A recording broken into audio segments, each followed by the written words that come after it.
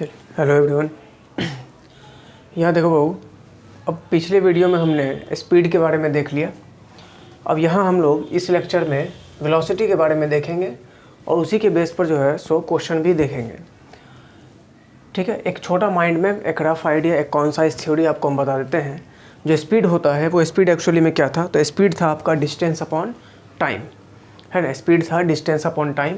वैसे वेलोसिटी होती है डिस्प्लेसमेंट अपॉन टाइम। स्पीड आपका स्केलर क्वांटिटी है, वेलोसिटी जो है वो वेक्टर क्वांटिटी है। ठीक, वेलोसिटी जो है वो क्या है, वेक्टर क्वांटिटी है। वेलोसिटी को हम लोग किससे दिखाएंगे, v से दिखाएंगे। डिस्प्लेसमेंट को किससे दिखाएंगे, s से दिखाएंगे। टाइम को किससे दिखाएंगे, t से दिखाएंगे। ठीक, ये जो वेलोसिटी है वो आपका पॉजिटिव भी हो सकता है, निगेटिव भी हो सकता है और जीरो भी हो सकता है।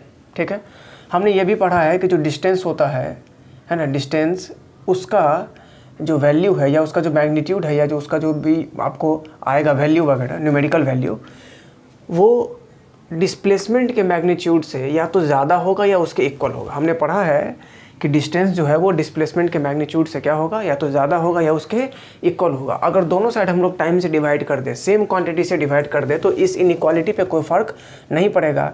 और डिस्टेंस अपॉन टाइम यानी कि हम लोग स्पीड की बात कर रहे हैं, एवरेज स्पीड की बात कर रहे हैं, तो यहाँ जो आएगा वो डिस्प्लेसमेंट अपॉन टाइम, ये वेलोसिटी की बात करेंगे, यहाँ एवरेज वेलोसिटी की बात करेंगे। तो इसका मतलब है कि जो स्पीड है उसकी वैल्यू भी क्या होगी, तो आपके वेलोसिटी के कंपैरिजन में या मैग्नीट्यूड ऑफ वेलोसिटी के कंपैरिजन में उससे ज़्यादा होगी या उसके इक्वल होगी। ठीक है, जिस तरह से आप एवरेज स्पीड निकालते थे तो क्या बोलते थे, total distance upon total time. वैसे एवरेज वेलोसिटी निकालने के लिए हम लोग लिख रहे हैं net displacement upon total time. Net displacement क्यों लिखे, तो नेट का मतलब यहाँ जो नेट वर्ड यूज़ करने का क्या मतलब है हमारा, तो नेट डिस्प्लेसमेंट इसलिए लिख रहे हैं क्योंकि डिस्प्लेसमेंट पॉजिटिव भी पॉसिबल है और निगेटिव भी पॉसिबल है, इसीलिए। ठीक है, नेक्स्ट है आपका, जिस तरह से यूनिफॉर्म स्पीड और नॉन यूनिफॉर्म स्पीड होता था, उसी तरह यूनिफॉर्म वेलोसिटी और नॉन यूनिफॉर्म वेलोसिटी है। ठीक है, तो यहाँ पर अगर मैग्नीट्यूड और डायरेक्शन है ना, magnitude as well as direction, velocity जो है वो वेक्टर क्वांटिटी, तो दोनों चीज़ होगा इसके पास, मैग्नीट्यूड भी और डायरेक्शन भी। अगर वो चेंज नहीं करता है, दोनों सेम रहेगा, तो बोलेंगे यूनिफॉर्म वेलोसिटी यानी कि कांस्टेंट वेलोसिटी। ठीक है, और नॉन यूनिफॉर्म वेलोसिटी में क्या होगा, तो या तो मैग्नीट्यूड बदल जाएगा या डायरेक्शन बदल जाएगा या फिर हो सकता है दोनों ही चेंज कर जाए, तो इसको बोलते हैं हम लोग नॉन यूनिफॉर्म वेलोसिटी यानी कि वेरिएबल वेलोसिटी। ठीक है, नेक्स्ट, अब ये जो 3 पॉइंट है, ये तीनों पॉइंट आपके लिए बहुत ही ज़्यादा इम्पॉर्टेंट है। समझो कि यही 3 पॉइंट आपको अब काइनेमेटिक्स का बैकबोन है और इसी 3 पॉइंट से आप क्वेश्चन डील कर सकते हैं। ये तीनों पॉइंट एकदम समझिए कि कॉन्साइज निचोड़ है पूरे चैप्टर का। आपको ये नहीं सोचना कि ये किस हद तक सही है, कहाँ तक इसका मैथमेटिकल प्रूफ है, नहीं है, क्या है, उसको आप छोड़ दीजिए। इसको आप एज अ टेक्निक समझिए, ट्रिक समझिए। ठीक है, एक मेथड समझिए, उससे आपका सारा क्वेश्चन सॉल्व होगा। बस दिमाग में आपको कुछ डाटा रखना है।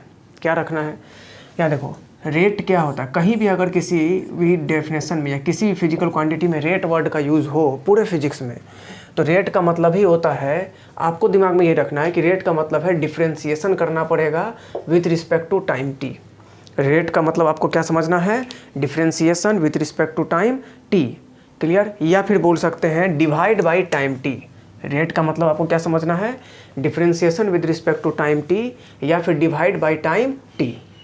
कहीं भी अगर ये डी दिखाई दे तो समझ लेना है डिफ्रेंसिएशन, या इसका दूसरा मतलब होता है स्लोप, या इसका तीसरा मतलब होगा स्मॉल चेंज। ठीक है, स्लोप को डिनोट करते हैं एम से। स्लोप का फॉर्मूला होता है एम बराबर टेन थीटा। ठीक है, एम बराबर टेन थीटा। ये थीटा क्या होगा, तो कोई भी ग्राफ या कोई भी कर्व या कोई भी स्ट्रेट लाइन एक्स एक्सिस के साथ या हॉरिजॉन्टल एक्सिस के साथ जो एंगल बनाएगा, उसी एंगल का जो टेंजेंट होगा, टेंजेंट का मतलब टेन है ना, उसी को हम लोग क्या बोलेंगे, टेन थीटा बोलेंगे। यानी कि जो डिफ्रेंसिएशन है वही स्लोप है। फॉर एग्जांपल, अगर मान लीजिए आपको y बराबर एफ एक्स कोई फंक्शन दिया है, अगर आप इस y को डिफ्रेंशिएट कर देते हैं x के रिस्पेक्ट में, तो इसका मतलब है कि आपने इस फंक्शन का स्लोप निकाल दिया। अगर आप इस फंक्शन को डिफ्रेंशिएट कर देते हैं, यानी कि y को डिफ्रेंशिएट कर देते हैं वेरिएबल के रिस्पेक्ट में, x के रिस्पेक्ट में, तो इसका मतलब है कि आपने इस फंक्शन का क्या कर दिया, तो स्लोप निकाल दिया। यानी कि dy बाई डी एक्स का मतलब हो गया आप टेन थीटा फाइंड आउट कर दिए हैं। tan थीटा की ऐसे 4 वैल्यू है बाबू। स्लोप का जो है जनरली 4 वैल्यू पे ध्यान जो है सो फोकस करना चाहिए। एक तो tan थीटा की वैल्यू 0 यानी कि स्लोप 0, tan थीटा इन्फिनाइट यानी कि स्लोप इन्फिनाइट, फिर tan थीटा पॉजिटिव या फिर tan थीटा निगेटिव। तो अगर यहाँ हमको 2 ही चीज़ को मतलब है, काइनेमेटिक्स चैप्टर में 2 से आपका काम काफ़ी हद तक बन जाएगा, है ना। तो स्लोप पॉजिटिव है तो बोलेंगे कि जो थीटा है वो थीटा लेस देन 90 डिग्री होगा यानी कि एक्यूट एंगल, और अगर स्लोप निगेटिव है तो थीटा ग्रेटर देन 90 डिग्री होगा यानी कि ऑब्ट्यूज एंगल। ठीक है। अगर ऐसा सांप कहीं दिखाई दे तो बोलेंगे इसको क्या ये इंटीग्रेशन का साइन है, या फिर इसी का मतलब होता है एरिया, या फिर इसी का मतलब होता है टोटल सम या कंप्लीट एडिशन है ये। ठीक। अब यहाँ समझिए कि ये 3 चीज़ से आप इसी 3 पॉइंट से कैसे जो है पूरा चैप्टर डील कर सकते हैं वो समझो। वेलोसिटी जो होता है इसका डेफिनेशन ही होता है rate of displacement with respect to time. अगर लिखा होता है डेफिनेशन में, किताबी डेफिनेशन में, तो उसको आप छोड़िए। ठीक है। वेलोसिटी मतलब रेट ऑफ डिस्प्लेसमेंट। तो सीधा बात समझिए, v बराबर या तो इसका मतलब ये हुआ, रेट का मतलब 2 चीज़ होता है। डिस्प्लेसमेंट का रेट, किसी भी चीज़ का रेट निकालना हो इसका मतलब है कि उसको आप टाइम के रिस्पेक्ट में डिफ्रेंशिएट करिए। समझ रहे हैं। तो या तो आप डिस्प्लेसमेंट को टाइम के रिस्पेक्ट में डिफ्रेंशिएट कर दीजिए या फिर सीधा डिस्प्लेसमेंट बाय टाइम लिख दीजिए। ठीक है। वेलोसिटी निकालना है तो या तो आप टाइम के रिस्पेक्ट में इसको डिफ्रेंशिएट करो या फिर सीधा जो है सो डिस्प्लेसमेंट को टाइम से डिवाइड कर दीजिए। 2 चीज़ होता है रेट का मतलब, डिफ्रेंशिएशन या फिर सीधा डिवाइड। क्लियर। अब यहाँ देखिए, यहाँ से 2 टाइप का क्वेश्चन निकलेगा बाबू। या तो डिस्प्लेसमेंट टाइम का इक्वेशन देगा या फिर डिस्प्लेसमेंट टाइम का ग्राफ देगा। अगर इक्वेशन दे तो इस डी का भी 2 मतलब होता है, इस डी का भी 2 मतलब है, या तो डिफ्रेंशिएशन या स्लोप। तो अगर आपको इक्वेशन देता है तो डिफ्रेंशिएशन करना, डिस्प्लेसमेंट टाइम का इक्वेशन दे तो उसको डिफ्रेंशिएशन करना, और डिफ्रेंशिएशन करो चाहे इंटीग्रेशन करो, कुछ भी करो, सब किसके रिस्पेक्ट में होगा, टाइम के रिस्पेक्ट में। सबसे पहला बात दिमाग में रखना है तो कि जो कुछ भी होगा वो किसके रिस्पेक्ट में होगा, टाइम के रिस्पेक्ट में होगा। ठीक है। तो डिस्प्लेसमेंट टाइम का अगर इक्वेशन दिया तो आपको डिफ्रेंशिएशन करना है, और डिफ्रेंशिएशन किसके रिस्पेक्ट में, टाइम के रिस्पेक्ट में करना है। तो डिफ्रेंशिएशन करने पर क्या मिलेगा आपको, वेलोसिटी मिलेगा। ठीक। या फिर आपको डिस्प्लेसमेंट टाइम का ग्राफ देगा। अगर ग्राफ देता है तो इसी डी का मतलब स्लोप भी होता है, तो ग्राफ दे तो स्लोप निकालना, यानी कि उस ग्राफ के लिए जो है सो एक्स एक्सिस के साथ एंगल देख लेना, टेंजेंट देख लेना, tan थीटा की वैल्यू निकालना, वही स्लोप होगा, और वही स्लोप आपको क्या देगा, वेलोसिटी देगा। आया बात समझ में। नेक्स्ट चीज़, इसी चीज़ को आप ऐसे भी लिख सकते थे, ds बराबर वी डी टी, ds बराबर वी डी टी। तो दोनों साइड इक्वल टू साइन के दोनों साइड डिफरेंशियल टर्म है, यहाँ ds यहाँ dt, तो आप दोनों साइड इंटीग्रेशन कर देंगे। ठीक है। अब यहाँ से भी आपको 2 टाइप का जो है सो फंक्शन आएगा, या तो वेलोसिटी टाइम का इक्वेशन देगा या फिर वेलोसिटी और टाइम का क्या दे देगा आपको, ग्राफ।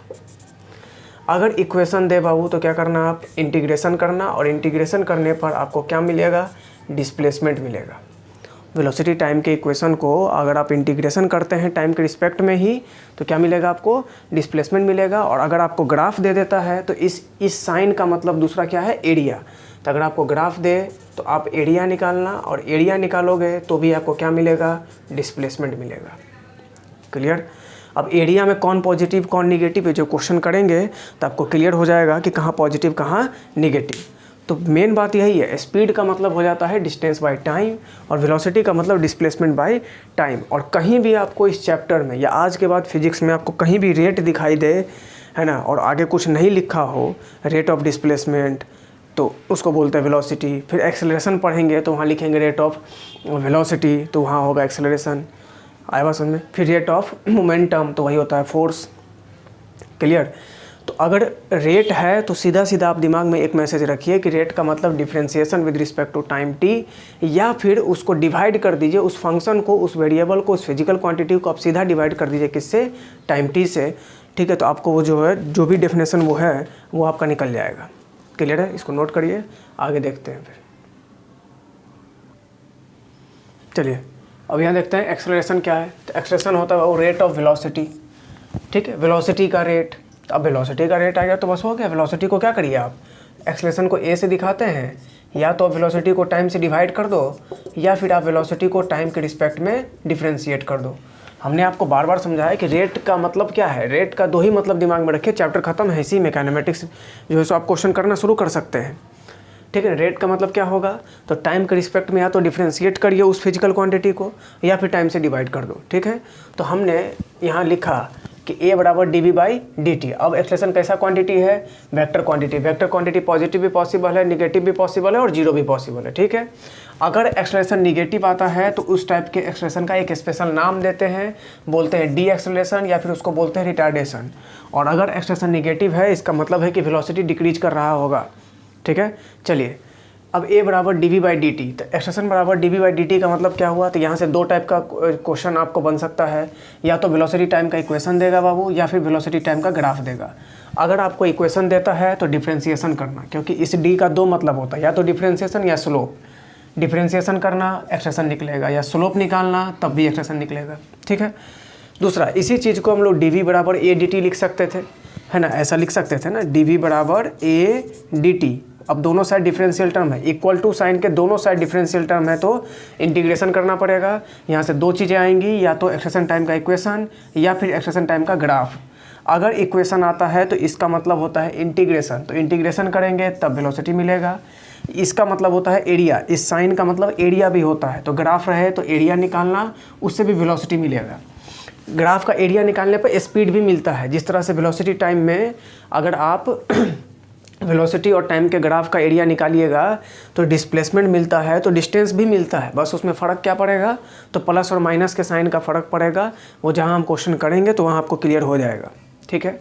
अब यहाँ देखो बाबू, एक्सलेशन बराबर dv बाई dt, एक्सलेशन बराबर dv बाई dt है। हमने पढ़ा है कि v बराबर ds बाई dt, तो इस v के जगह ds बाई dt पुट कर दो तो एक्सलेशन बराबर एक और फार्मूला आ गया, d स्क्वायर s बट्टा dt स्क्वायर। इसका मतलब हुआ कि डिस्प्लेसमेंट और टाइम का अगर इक्वेशन आ जाए, है ना, डिस्प्लेसमेंट और टाइम का अगर इक्वेशन आ जाता है तो उसको दो बार टाइम के रिस्पेक्ट में डिफ्रेंशिएट करने पर, उसको दो बार टाइम के रिस्पेक्ट में डिफ्रेंशिएट करने पर आपको क्या मिलेगा, एक्सलेशन मिलेगा, ठीक है। नेक्स्ट है आपका a बराबर dv बाई dt, हम पढ़े ही हैं, ये रहा एक्सलेशन जो है सो रेट ऑफ वेलोसिटी है। अगर ऊपर और नीचे दोनों साइड हम लोग सेम फंक्शन ds से मल्टीप्लाई डिवाइड कर रहे हैं, ये प्रूफ नहीं है ये सब, ठीक है, प्रूफ नहीं देखना है अभी to the point mind map concise theory देखना है, जिससे कि हमको एकदम टू द पॉइंट क्वेश्चन हम लोग कर सके, ठीक है। अगर हम ऊपर नीचे ds ले आते हैं तो इस ds और इस dt को साथ में ले लो, तो ds बाई dt, और यहाँ से dv ds को साथ में ले लेंगे, तो ये जो ds बाई dt है इसी को क्या बोलते हैं, वेलोसिटी, और ये dv बाई ds। तो एक्सलेशन क्या हो गया, एक्सलेशन बराबर v dv by ds, clear. Acceleration बराबर हो गया v dv बाई ds। अब किस फंक्शन को कब यूज करें, जब वेलोसिटी टाइम का फंक्शन दिया रहे, वेलोसिटी टाइम का फंक्शन दिया रहेगा और एक्सलेशन निकालना हो तो इस फार्मूला को यूज करना। जब आपका वेलोसिटी डिस्प्लेसमेंट का फंक्शन दिया रहे, डिस्प्लेसमेंट x में भी हो सकता है, y में भी हो सकता है और z में भी हो सकता है, अगर ऐसा फंक्शन दिया रहे और एक्सलेशन निकालने का ज़रूरत है तो इस फार्मूला को यूज करना। जितना भी अभी तक हमने पढ़ा है उसका एक शॉर्ट में माइंड में बहुत ही तगड़ा जो आपको पूरा कंसेप्ट क्लियर कर देगा, वो सिर्फ ये ध्यान रखो, डिस्प्लेसमेंट से वेलोसिटी जा सकते हैं, वेलोसिटी से एक्सलेशन जा सकते हैं, एक्सलेशन से जर्क पे जा सकते हैं, तो जर्क तो अपने को पढ़ना नहीं है, ठीक है। डिस्प्लेसमेंट से अगर वेलोसिटी जाना है, ठीक है, डिस्प्लेसमेंट से वेलोसिटी जाना है तो डिफ्रेंशिएशन करो, वेलोसिटी से एक्सलेशन जाना है तो डिफ्रेंशिएशन करो, ठीक है। अगर एक्सेलरेशन से वापस रिवर्स प्रोसेस भी पॉसिबल है, एक्सेलरेशन से अगर वेलोसिटी जाना है तो इंटीग्रेशन करो, वेलोसिटी से डिस्प्लेसमेंट जाना है तो इंटीग्रेशन करो। जैसे यहाँ देख लीजिए, एक्सेलरेशन से वेलोसिटी आना था, एक्सलेशन टाइम के इक्वेशन से वेलोसिटी आना है, एक्सलेशन टाइम के इक्वेशन से वेलोसिटी आना है तो इंटीग्रेशन किए, है ना। उसी तरह से यहाँ देखो, वेलोसिटी टाइम के इक्वेशन से एक्सलेशन आना है तो डिफ्रेंशिएशन किए, वेलोसिटी से एक्सलेशन आना है तो डिफ्रेंशिएशन, इसका ठीक उल्टा एक्सलेशन से वेलोसिटी जाना है तो इंटीग्रेशन। तो उल्टा प्रोसेस है, तो डिफ्रेंशिएशन का उल्टा प्रोसेस भी इंटीग्रेशन होता है, तो उल्टा प्रोसेस हो रहा है। और ये जो कुछ भी होगा वो सब टाइम के रिस्पेक्ट में होगा, क्लियर। ये जो कुछ भी होगा वो सब किसके रिस्पेक्ट में होगा, टाइम के रिस्पेक्ट में। काहे टाइम के रिस्पेक्ट में होता है, काहे कि वेलोसिटी का यूनिट होता है वो मीटर पर सेकेंड और एक्सलेशन का यूनिट होता है मीटर पर सेकेंड स्क्वायर। तो इसको यूनिट को भी आपको ध्यान रखना है, क्योंकि क्वेश्चन हम लोग यूनिट पे भी निकाल सकते हैं क्लियर। तो यहाँ मीटर पर सेकेंड, यहाँ मीटर पर सेकेंड स्क्वायर, तो नीचे सेकेंड है, टाइम है, तो जो कुछ भी बदलाव आएगा वो किसके रिस्पेक्ट में, टाइम के रिस्पेक्ट में आएगा, इसलिए टाइम के रिस्पेक्ट में सारा कुछ होगा, या तो डिफरेंशिएशन या इंटीग्रेशन। बस इसको भी आप ध्यान रखिएगा तो सारा चीज़ आप कर सकते हैं। और इसके साथ साथ 3 पॉइंट और याद रखना, रेट का मतलब डिफरेंशिएशन या फिर सीधा डिवाइड, वो भी किससे, तो टाइम के रिस्पेक्ट में। ठीक है, डी का मतलब क्या होता है, तो डी का मतलब 2 चीज़ है, या तो डिफरेंशिएशन या फिर स्लोप या फिर स्मॉल चेंज। तो स्मॉल चेंज का उतना ज़रूरत आपको पड़ेगा नहीं, या तो डिफरेंशिएशन या स्लोप। ठीक है, ये जो इंटीग्रेशन वाला साइन है इसका क्या मतलब है, तो इसका मतलब है इंटीग्रेशन या फिर एरिया। क्लियर, बस इतना दिमाग में रखना। अब डिस्प्लेसमेंट कैसा क्वांटिटी, तो वेक्टर क्वांटिटी। तो डिस्प्लेसमेंट को हम लोग एस वेक्टर लिखे हैं, आप चाहें तो इसको आर वेक्टर भी लिख सकते हैं, क्योंकि पोजीशन वेक्टर भी एक तरह से डिस्प्लेसमेंट ही है। तो डिस्प्लेसमेंट वेक्टर या पोजीशन वेक्टर को कैसे दिखाएंगे, तो कोई भी वेक्टर को आई जे के फॉर्म में लिख सकते हैं, तो एक्स आई कैप प्लस वाई जे कैप प्लस जेड के कैप। अगर दोनों साइड हम लोग डिफ्रेंशिएट कर दें टाइम के रिस्पेक्ट में, तो डिस्प्लेसमेंट को डिफ्रेंशिएट करेंगे, या डिस्प्लेसमेंट को वेक्टर के टर्म में डिफ्रेंशिएट कर रहे हैं वेक्टर के फॉर्म में, तो वेलोसिटी भी वेक्टर के फॉर्म में। एक्स को डिफ्रेंशिएट करेंगे तो वेलोसिटी एक्स डायरेक्शन में, वाई को डिफ्रेंशिएट करेंगे तो वेलोसिटी वाई डायरेक्शन में, जेड को डिफ्रेंशिएट करेंगे तो वेलोसिटी जेड डायरेक्शन में। क्लियर। अब वेलोसिटी को डिफ्रेंशिएट करोगे टाइम के रिस्पेक्ट में, तो एक्सेलरेशन, एक्स डायरेक्शन के वेलोसिटी को टाइम के साथ डिफ्रेंशिएट किए तो एक्सेलरेशन एक्स डायरेक्शन में, वाई डायरेक्शन के वेलोसिटी को डिफ्रेंशिएट किए तो वाई डायरेक्शन में एक्सेलरेशन, जेड डायरेक्शन के वेलोसिटी को डिफ्रेंशिएट किए तो जेड डायरेक्शन में एक्सेलरेशन। तो इस तरह से आप तीनों टर्मिनोलॉजी को फाइंड आउट कर सकते हैं। और यहाँ से अगर आपको मैग्नीट्यूड निकालने की ज़रूरत पड़ती है, तो वो हम लोगों ने देखा है कि मैग्नीट्यूड निकालना है तो आई, जे और के ये तीनों परपेंडिकुलर है। अगर यहाँ से आपको वेलोसिटी का मैग्नीट्यूड निकालना हो तो वी एक्स का स्क्वायर, वी वाई का स्क्वायर, वी जेड का स्क्वायर, तीनों का स्क्वायर करके ऐड कर दीजिए। ऐड करने के बाद स्क्वायर रूट। उसी तरह अगर यहाँ एक्सेलरेशन का मैग्नीट्यूड निकालना हो तो ए एक्स का स्क्वायर, ए वाई का स्क्वायर, ए जेड का स्क्वायर, तीनों का स्क्वायर करके ऐड कर दीजिए और ऐड करने के बाद स्क्वायर रूट। तो ये आपका एक ओवरऑल पूरा complete concise theory with techniques था कि किस तरह से आप वेलोसिटी और एक्सेलरेशन में रिलेशन एस्टैब्लिश कर सकते हैं। ठीक है, तो इसको हम लोगों ने देख लिया। अब हम लोगों का काम क्या है, तो अब हम लोगों को देखना है इसमें इस पर न्यूमेरिकल्स। ठीक है, जब तक इसको आप नोट कर लीजिए। चलिए अब क्वेश्चन देखते हैं। जैसे कि ये जो आपका 57 नंबर, लास्ट वीडियो में हमने स्पीड वाले वीडियो में 56 नंबर तक कर लिया था। ठीक है, और अब हम लोग नेक्स्ट ये जो 57 नंबर क्वेश्चन है ये आपका नीट 2016 का है। क्लियर। अब यहाँ देखो इस क्वेश्चन में क्या करना है, बहुत आसान क्वेश्चन। आपको बोला वेलोसिटी बराबर है ना, वेलोसिटी आपको दे दिया AT प्लस BT स्क्वायर, जहाँ पर A और B जो है वो पॉजिटिव कांस्टेंट है, क्वेश्चन में लिखा, आप देख लीजिएगा अपने क्वेश्चन बैंक में। आपको बोला the distance travelled by it between 1 second and 2 second, 1 second से लेकर के 2 सेकेंड के बीच में कितना डिस्टेंस ट्रैवल हुआ। तो याद करिए हमने आपको बताया था कि डिस्टेंस या फिर डिस्प्लेसमेंट जो है, अभी जस्ट आपको हम पहले लिख के दिए थे कि डिस्प्लेसमेंट से आपको क्या आना है, वेलोसिटी आना है, या फिर वेलोसिटी से आपको डिस्प्लेसमेंट जाना है तो इंटीग्रेशन करना पड़ेगा। डिस्प्लेसमेंट जाओ या फिर डिस्टेंस चले जाओ, यहाँ पर वेलोसिटी जाओ या फिर स्पीड चले जाओ। समझ रहे हैं, स्पीड या फिर वेलोसिटी। तो डिस्टेंस निकालना है तो इंटीग्रेशन करना पड़ेगा, यानी कि हमें यहाँ लिखना पड़ेगा v बराबर ds/dt, और ds/dt बराबर हम लोग देंगे AT प्लस BT स्क्वायर। तो यहाँ से आ गया बाबू ds बराबर AT plus BT square dt। अब दोनों साइड इक्वल टू साइन के दोनों साइड डिफरेंशियल टर्म है। जब भी इक्वल टू साइन के दोनों साइड डिफरेंशियल टर्म रहे तो फिजिक्स में आप आंख बंद करके क्या कर दीजिए, इंटीग्रेशन कर दीजिए। इवन फिजिकल केमिस्ट्री में भी आप ऐसा ही करते हैं। क्लियर। अब यहाँ देखो, यहाँ इंटीग्रेशन डिस्टेंस के साथ, डिस्टेंस का चर्चा है तो डिस्टेंस की बात करेंगे, डिस्टेंस के साथ। और यहाँ इंटीग्रेशन टाइम के साथ। ठीक है, टाइम 1 से लेकर 2 सेकंड, टाइम का लिमिट दे दिया है 1 सेकंड से 2 सेकंड। लिमिट कैसे पुट करते हैं तो डिफिनिट इंटीग्रेशन में आपने बेसिक मैथमेटिक्स में देखा है।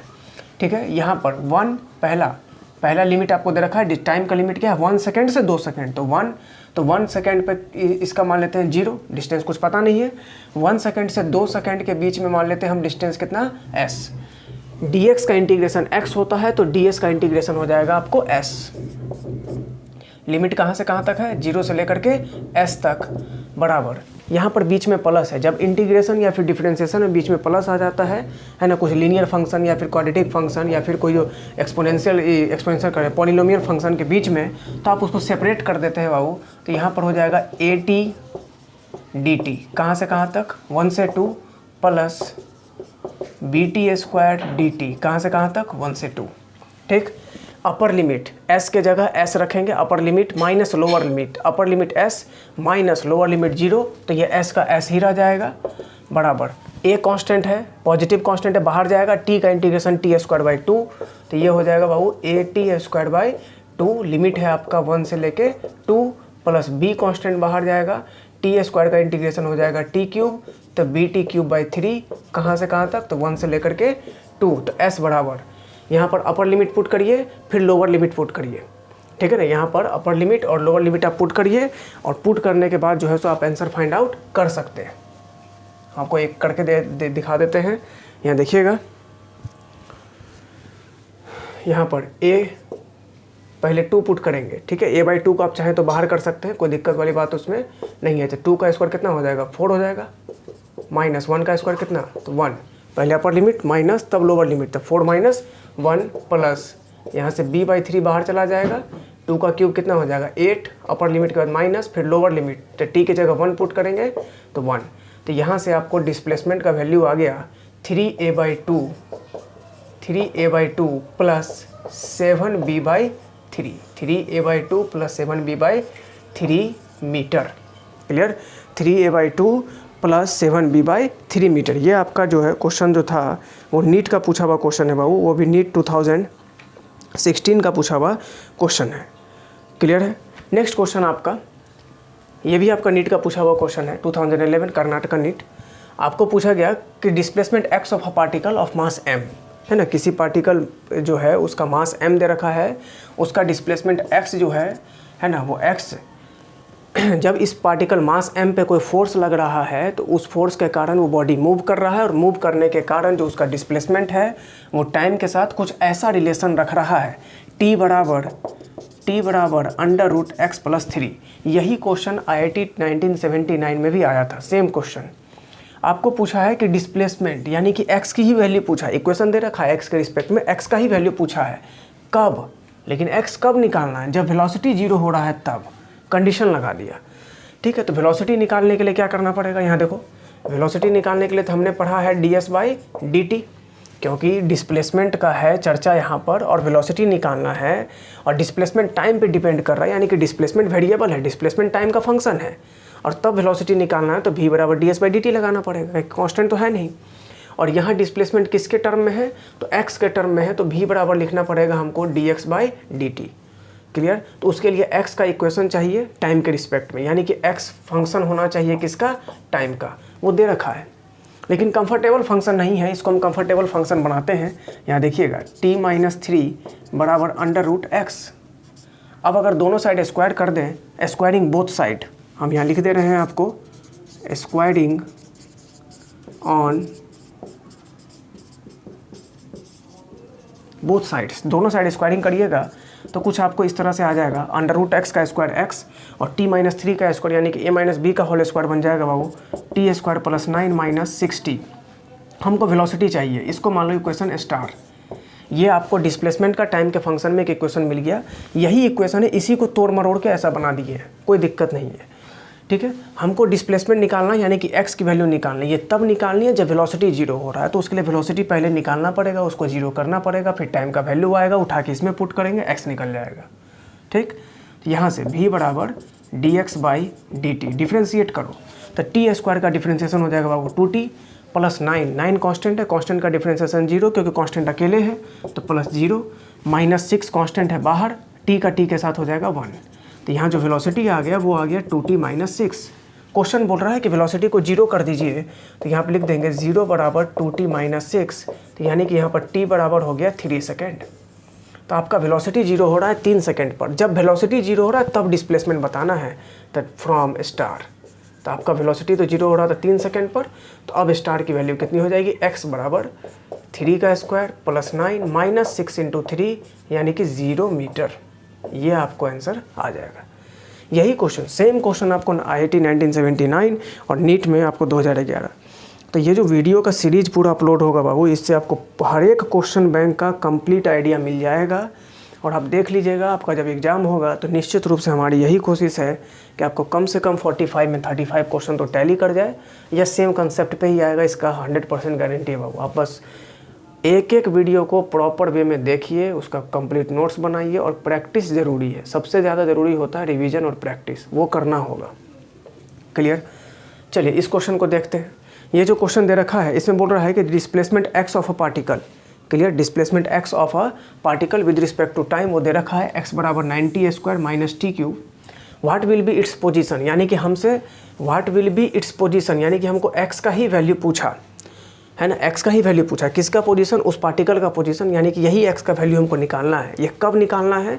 जब आपका स्पीड मैक्सिमम हो गया।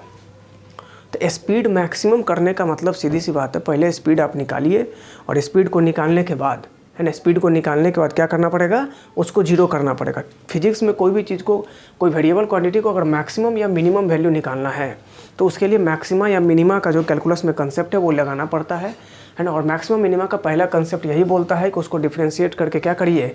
जीरो पुट करिए। वो क्वांटिटी जिस वेरिएबल पे डिपेंड कर रहा है उसके रिस्पेक्ट में डिफरेंशिएट करके जीरो पुट करो।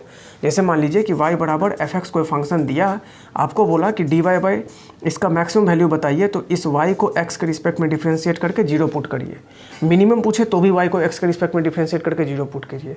तो अब बात उठता है कि सर दोनों बराबरे हो जाएगा, तो फिर कैसे पता चलेगा कि मैक्सिमम की मिनिमम? तो वो तुम्हारा जिम्मेदारी नहीं है, वो छोड़ दीजिए, आपको क्वेश्चन अपने आप मैनेज कर लेता है। क्वेश्चन जो सेट होता है वो ऐसे ही होगा। मैथमेटिक्स में क्या होता है कि मैक्सिमम मिनिमा के लिए खाली आपको dy बाई dx नहीं निकालना है, वहाँ पर आपको d2y बट्टा dx² डबल डिफ्रेंसिएशन भी करना होता है। लेकिन फिजिक्स में नहीं करना, वो आधा से ही काम हो जाता है। dy बाई dx से ही 99.99% में केस में काम हो जाता है, इसलिए सिर्फ डिफ्रेंशिएट करना होगा। क्लियर है? चलिए, तो x बराबर 90² माइनस t³ आपको दिया है। अब यहाँ देखिए, स्पीड आपको मैक्सिमम करना है, तो x बराबर दे दिया है बाबू 90² माइनस t³। इसको मान लो इक्वेशन स्टार। इसका सबसे पहले आप स्पीड निकालिए। स्पीड को मैक्सिमम करना है तो पहले स्पीड निकालो। तो स्पीड निकालने के लिए हमको पुट करना पड़ेगा v बराबर dx बाई dt। ये जो पोजीशन है, डिस्प्लेसमेंट है, वो टाइम के रिस्पेक्ट में है, टाइम का फंक्शन है, यानी कि वेरिएबल है। और वेरिएबल है तो हमको डिफ्रेंशिएट करना पड़ेगा, तभी वेलोसिटी निकलेगा। तो ये कितना आ जाएगा? तो डिफ्रेंशिएट करने पर आ जाएगा 18t माइनस 3t²। डिफ्रेंशिएशन आपको खुद करना है। अब वेलोसिटी टाइम का फंक्शन आ गया। हमको इस वेलोसिटी जो है, ये टाइम का फंक्शन है, यहाँ साफ साफ दिखाई दे रहा है कि वेलोसिटी क्या है? टाइम का फंक्शन है। अगर हमको वेलोसिटी को यानी कि स्पीड को अगर मैक्सिमम करना है तो क्या करना पड़ेगा? इसको जिस वेरिएबल पे डिपेंड कर रहा है, ये स्पीड जिस वेरिएबल पे डिपेंड कर रहा है, तो टाइम पे डिपेंड कर रहा है, तो उसके रिस्पेक्ट में डिफरेंशिएट करके जीरो पुट करना पड़ेगा। ठीक है? तो यहाँ लिखेंगे for maximum speed. Maximum speed के लिए हम यहाँ पे dv बाई dt करेंगे और इसी चीज़ को जीरो पुट करेंगे। क्लियर है? जैसे जीरो पुट करोगे तो dv बाई dt क्या हो गया? 18। इसका डिफ्रेंशिएशन करो, 18t का डिफ्रेंशिएशन 18 कांस्टेंट बाहर जाएगा, t का डिफ्रेंशिएशन t के साथ 1, 18 माइनस 60, 18 माइनस 60 बराबर 0। तो यहाँ से t बराबर कितना आ गया? तो यहाँ से t बराबर आ गया 3 सेकेंड। यानी कि ये स्पीड मैक्सिमम हो रहा है कब? 3 सेकंड पे। और जब स्पीड मैक्सिमम हो रहा है तो उस कंडीशन में आपको पोजीशन बताना है, डिस्प्लेसमेंट बताना है। तो यहाँ लिखेंगे फ्रॉम स्टार x बराबर 9 इंटू t², तो 3 का स्क्वायर 9 माइनस 3 का क्यूब, है ना। तो यहाँ से कितना आ गया? ये आ जाएगा आपको 9 9 81 माइनस 3 3 9 3 27, तक कैलकुलेट करने पर आ जाएगा आपको 54 मीटर। ये आपका नीट 2007। क्लियर? नोट करिए, और भी क्वेश्चन हम लोग अभी देखेंगे। चलिए नेक्स्ट क्वेश्चन। ये जो क्वेश्चन नंबर 60 है, ये आपका IIT 2004 का पूछा हुआ क्वेश्चन है बाबू।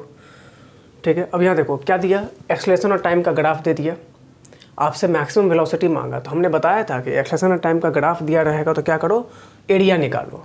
एक्सेलरेशन और टाइम का ग्राफ दिया रहे, है ना। हमने आपको बताया था अभी जस्ट कुछ देर पहले कि एक्सेलरेशन से कहाँ जाना है? वेलोसिटी जाना है। ग्राफ दिया है तो क्या करना पड़ेगा? इंटीग्रेशन बता रहे थे ना कि एक्सेलरेशन से वेलोसिटी जाना है तो इंटीग्रेशन करना पड़ेगा। और ग्राफ दिया रहे तो इंटीग्रेशन का मतलब एरिया, तो एरिया निकालो। तो मैक्सिमम वेलोसिटी निकालना है यहाँ। तो मैक्सिमम वेलोसिटी का मतलब हो गया एरिया ऑफ ट्रायंगल।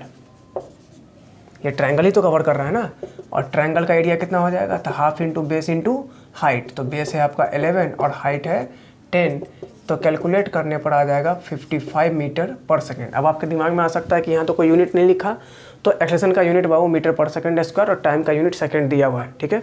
55 मीटर पर सेकंड करेंगे तो यहाँ से आपको बन जाएगा। क्वेश्चन नंबर 61 IIT 1999 क्या बोला, यहाँ पे दे रहा है कि x बराबर a cos pt, x बराबर a cos pt। कोई पार्टिकल जो है वो किसी कोऑर्डिनेट प्लेन में मूव कर रहा है, और उस प्लेन में जो मूव कर रहा है उसका कोऑर्डिनेट आपको दिया है XY प्लेन है, x और y दोनों कोऑर्डिनेट आपको दे रखा है।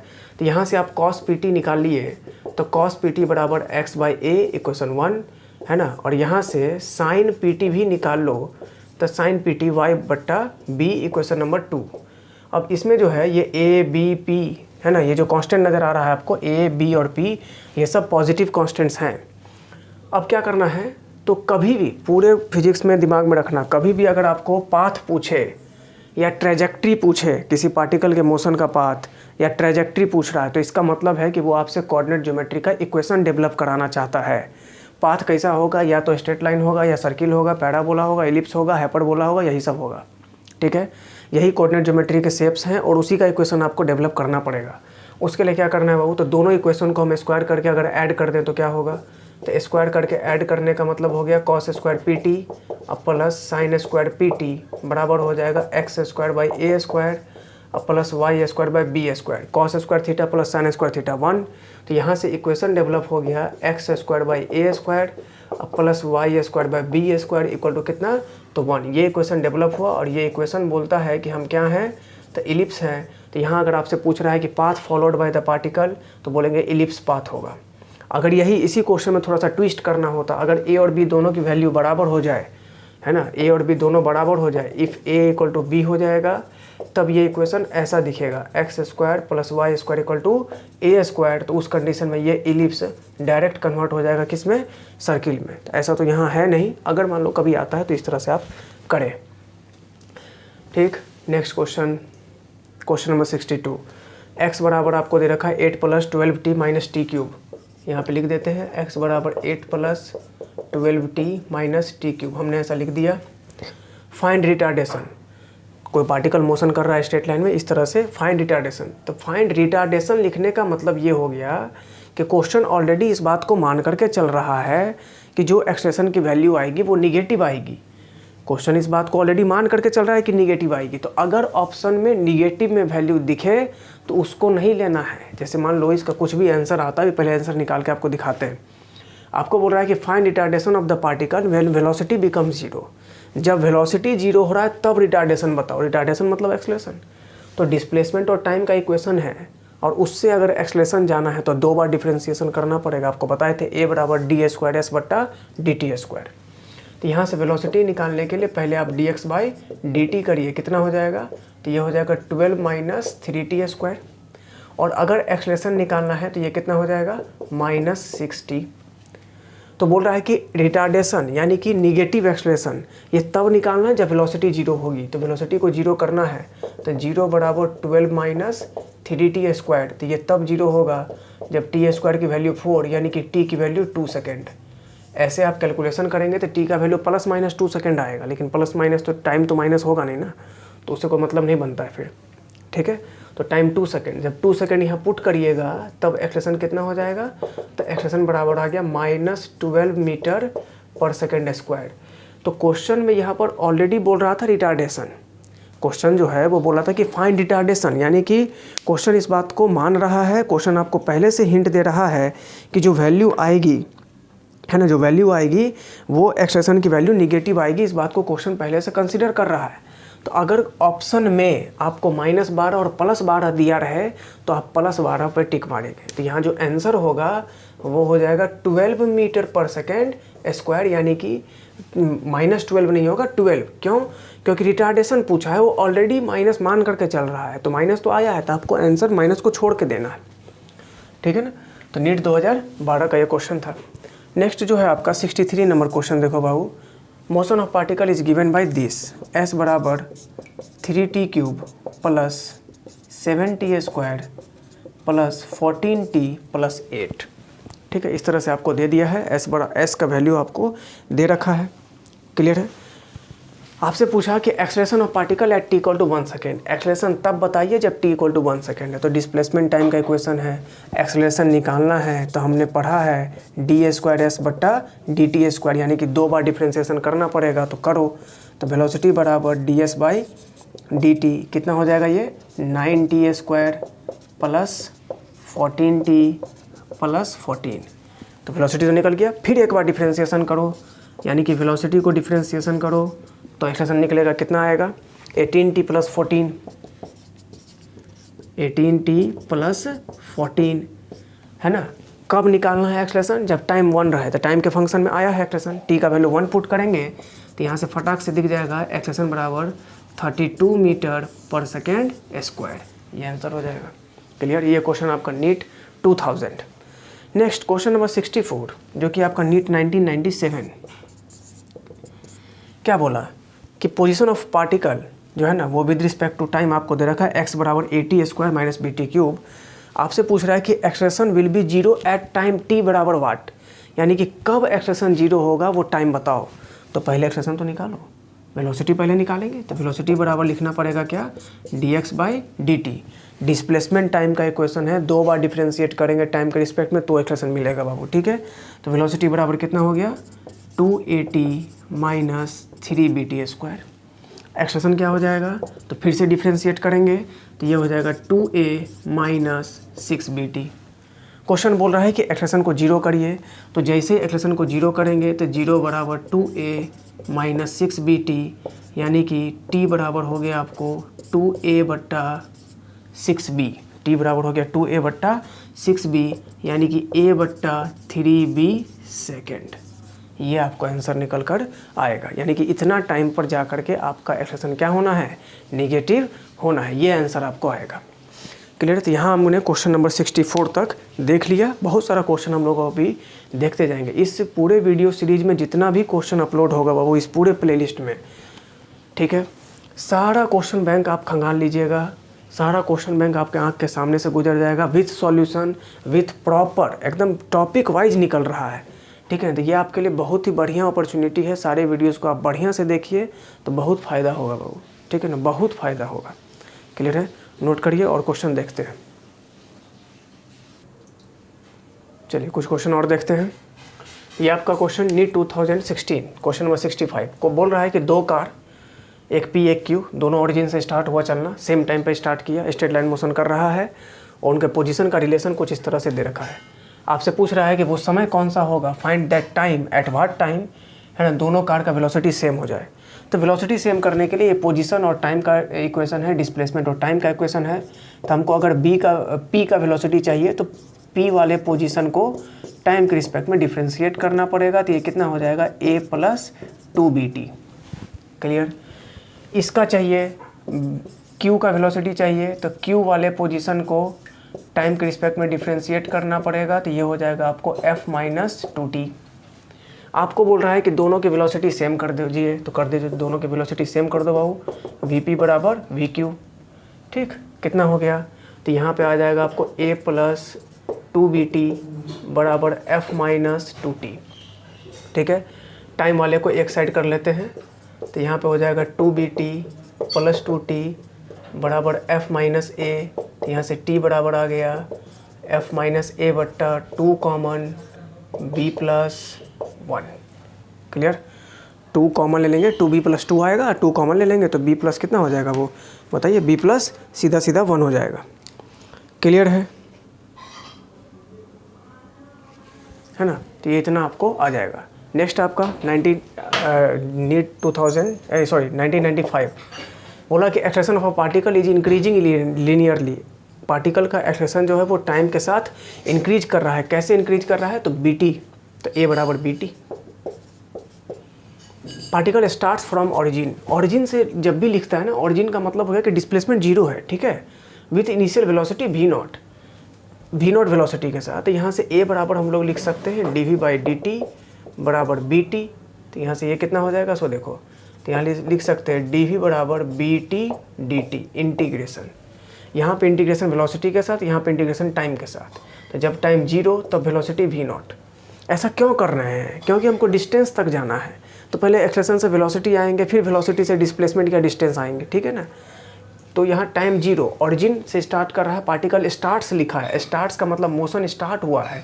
तो जब मोशन स्टार्ट हुआ है तो टाइम 0 है, टाइम 0 पर इनिशियल वेलोसिटी v0, और जब टाइम t हुआ होगा तो वेलोसिटी पता नहीं, वो v होगा। तो यहाँ से आ जाएगा dx का इंटीग्रेशन x होता है तो dv का इंटीग्रेशन v हो जाएगा, लिमिट v0 से v, और यहाँ हो जाएगा बाबू bt²/2, लिमिट कहाँ से कहाँ तक, तो 0 से t। Upper limit lower limit put करिएगा तो यहाँ से v बराबर आने वाला है v0 प्लस bt²/2। हमको डिस्टेंस निकालना है तो यहाँ लिखना पड़ेगा ds/dt बराबर v0 और प्लस bt²/2, यानी कि यहाँ से ds बराबर v0 प्लस bt²/2 और यहाँ dt। तो बराबर के फिर दोनों साइड आपको डिफरेंशियल टर्म है तो इंटीग्रेशन होगा, यहाँ इंटीग्रेशन डिस्टेंस के रिस्पेक्ट में, यहाँ इंटीग्रेशन टाइम के रिस्पेक्ट में। जब पार्टिकल अपना मोशन स्टार्ट किया यानी कि टाइम 0 था तब पोजीशन ओरिजिन है, यानी कि डिस्प्लेसमेंट 0 है। जब टाइम t हो गया तो डिस्प्लेसमेंट s हो गया। तो यहाँ से आप s निकाल सकते हैं, s निकालिएगा तो वो आ जाएगा v0t प्लस bt³/6। क्लियर, ये आ जाएगा। नेक्स्ट क्वेश्चन 19(4), इसमें बोल रहा है कि फाइंड वेलोसिटी। वेलोसिटी तब बताना जब एक्सेलरेशन 0 है। तो पहले वेलोसिटी निकाल लो, कितना हो जाएगा 3t² - 12t + 3।